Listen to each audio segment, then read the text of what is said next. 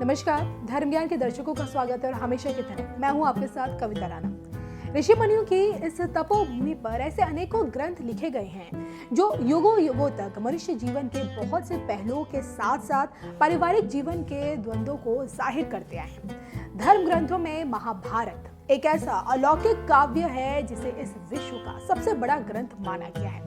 आपको ये जानकर हैरानी होगी कि धर्म, अर्थ, कर्म और मोक्ष इन चारों लक्ष्यों के विषय में जो बातें महाभारत में कही गई हैं वो आपको बाकी ग्रंथों में मिल सकती है, लेकिन जो इसमें नहीं है वो आपको कहीं नहीं मिलेगा। महर्षि वेदव्यास द्वारा रचे इस ग्रंथ को लिखने में विघ्नहर्ता श्री गणेश को 3 सालों से भी ज्यादा का समय लग गया था।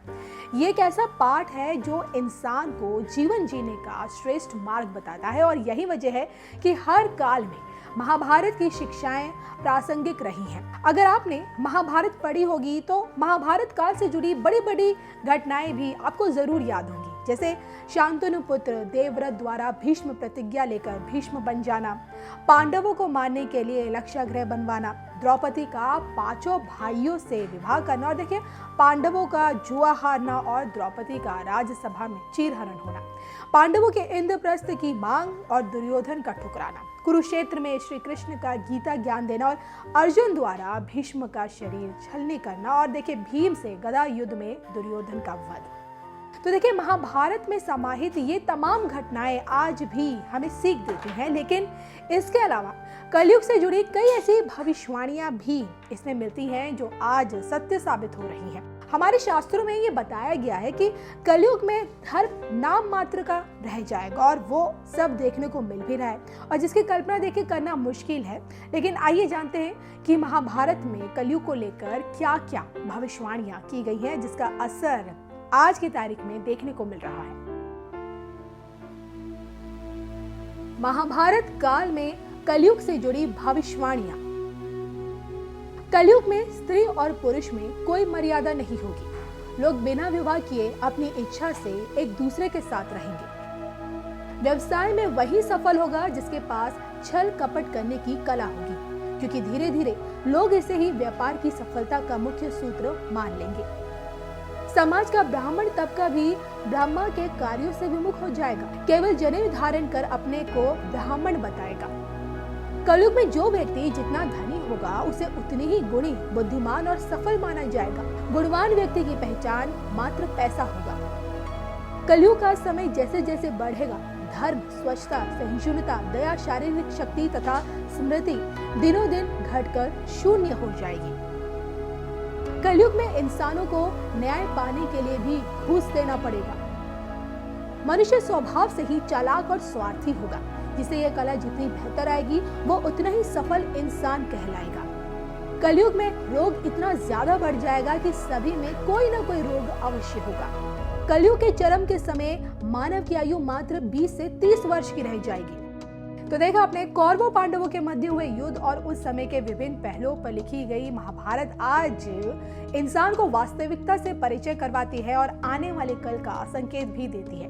कहते हैं ना कि श्रीमद् भगवत की तरह महाभारत में भी इंसान के तमाम परेशानियों का हल मौजूद है। बस इसमें मौजूद ज्ञान को ग्रहण करने और उससे मिली सीख को अपनाने की जरूरत है।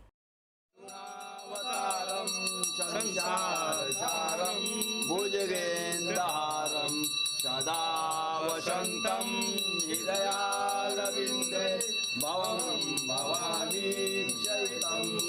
ओम ह्रीं भैरव भूतनाथस्य भूतात्मा भूतभावना चेत क्षेत्रपाल चेतो चेतो विराट अस्मतानवासी मानसासी गर्भरासित मानदक रतप पानप सिद्धि सिद्धिद सिद्धि सेवित कंकाल वकादवन कलाकाष्ठा तनु कविदी नेत्रो भगवता पिंगल लोचनम शूलपाणि कड़पाणि कंकाली धूमलोचनम अभिरूप भैरवीनाथो भूतपो योगनीपति धन्नो धनारिच धनुआ प्रतिभावित नागारो नागपासो प्रेमकेश कपालवित काल कपाल माली च कमली कला निधि तिलोचनो जन्य तिलोपति नेत्रो डिंबसाम शांत शांत जन प्रिय बटको बटकेश्वर खटवांग वर्धारक भूताद सुपदु विशुभ प्रचारिक दूतो दिगंबर सुनि पांडुदलम प्रशांत शांतिद शुद्ध शंकर प्रिय बांधवम अष्टमुदि चक्षु ज्ञान चक्षु तपोमे अष्टाधार चलाधार सर्वेश भूधरो भूधरादि सोपति वर्धरात्मज कंकालधारी मुंडिच नागयज्ञ पवित्र जिम्बड़ो मोहन स्तंभी मारण चोबड़ सासु दुलांजन पक्को दैता मुंड भूषित बलबुक नाथो च बालो बाल पराक्रम सर्वापतारण दुर्ग दूषभ कामी कला निधि कांत